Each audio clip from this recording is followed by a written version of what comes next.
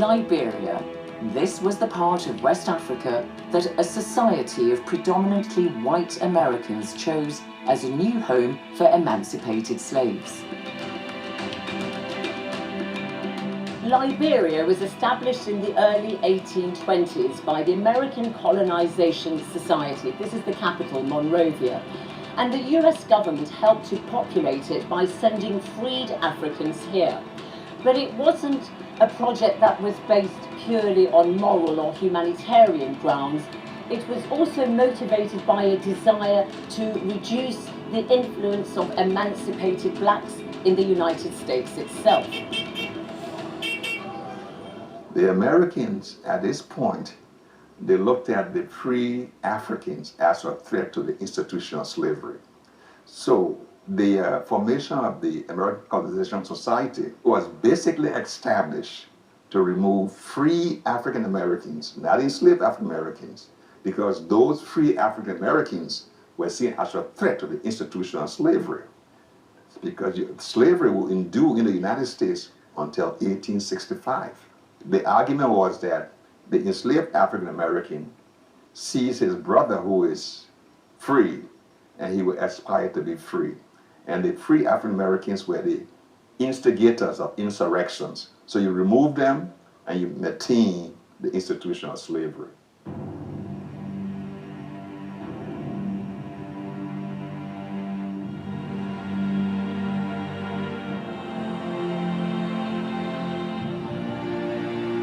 This green spot here behind me in Monrovia is known as Providence Island, and it marks the very place where the first settlers from the United States and the Caribbean disembarked in the early 1820s when they came here to what became known as Liberia in 1824.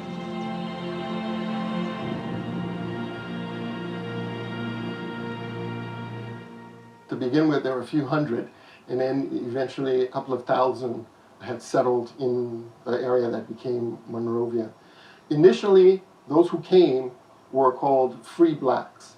That reflected the legal status of these people of African descent. What it meant was they had obtained a certain degree of autonomy in the US, but they wanted more. They wanted mainly political rights, which they did not enjoy in the US. And so for them, emigrating to Liberia would fulfill that desire. Soon enough, a political class emerged from the ranks of the African American settlers. One of the most prominent was Joseph Roberts.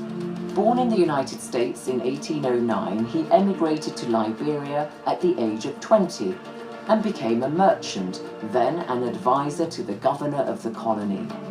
Roberts himself became governor in 1842 and then in 1847 was the first president of the Independent Republic of Liberia.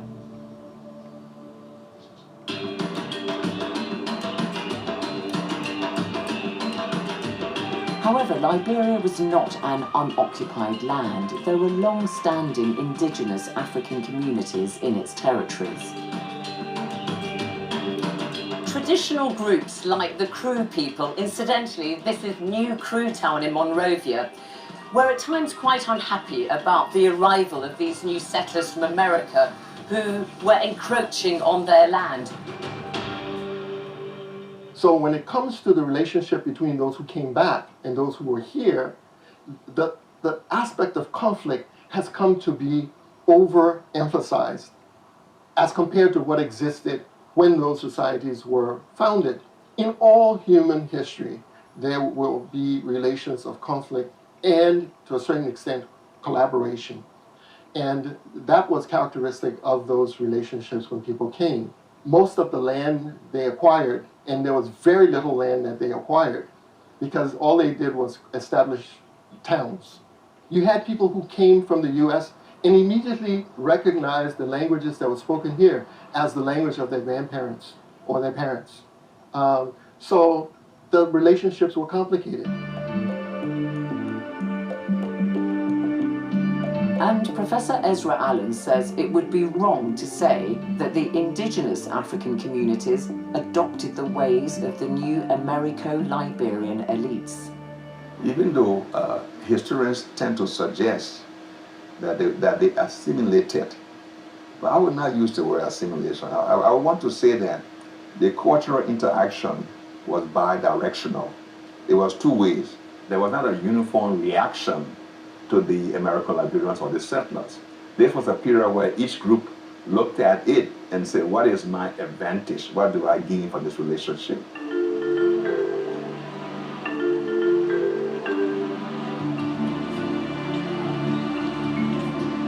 I meet local water seller Susan Bro, who is from the Kru community.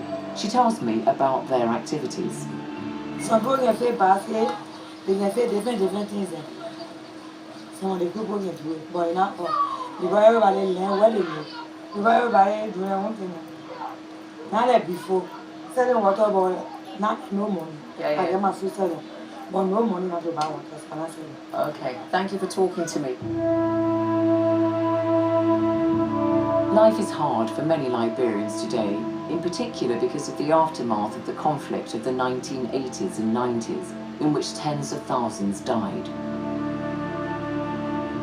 The conflict was partly fueled by the fact that indigenous communities like the Kru were politically dominated by the elite descendants of American settlers who make up 5% of the population.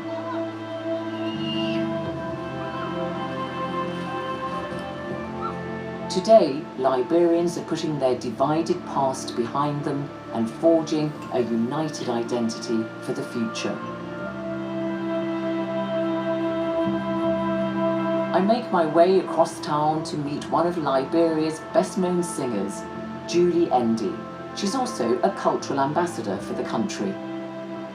It is important for us to promote our culture, heritage, so that our generation and after our generation can remember the historical background of when Liberia started and what it is and what will it be in the future.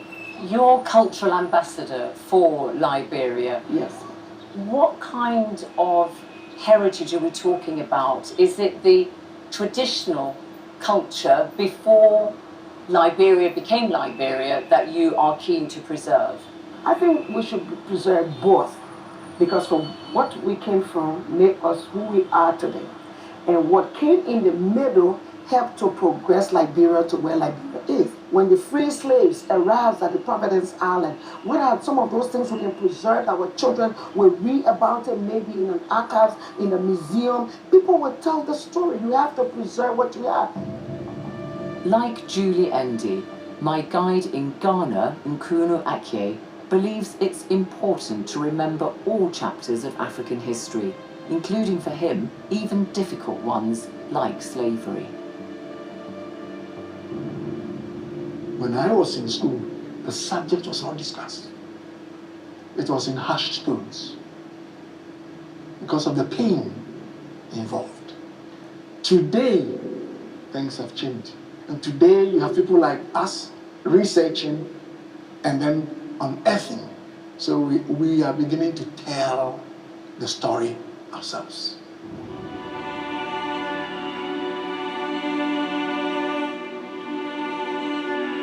But the transatlantic slave trade did not only affect Africans living in coastal areas, as Malian professor Dulai Konate stresses. He's one of the contributors to UNESCO's General History of Africa. Je regrette que la commémoration de l'esclavage atlantique n'est célébrée que sur les côtes. Parce que c'est à partir de ces points que les esclaves partaient pour les Amériques. Mais il faut quand même savoir qu'une bonne partie de ces esclaves venaient de l'interland, de l'intérieur, et donc des pays comme le Mali. Je crois que la mémoire de l'esclavage à l'intérieur de nos pays est un sujet important qui reste à étudier. Do we have any idea of the numbers here in Mali who departed in the transatlantic slave trade? Non, pas du tout. Ce que je dis, c'est un travail qui reste à faire. Parce que c'est une question qui a été longtemps une question taboue. Et pourtant, on voit les stigmates de cet esclavage encore dans beaucoup de régions. Et donc, c'est un travail que les historiens doivent faire. Je crois qu'on ne doit pas se contenter de célébrer la mémoire de la traite uniquement sur les côtes. But it's not just the memory of the transatlantic slave trade that has to be maintained. Academics across Africa believe its legacy still affects Africans today. The forced removal of Africa's youngest, healthiest and strongest people had a catastrophic impact on the continent's development.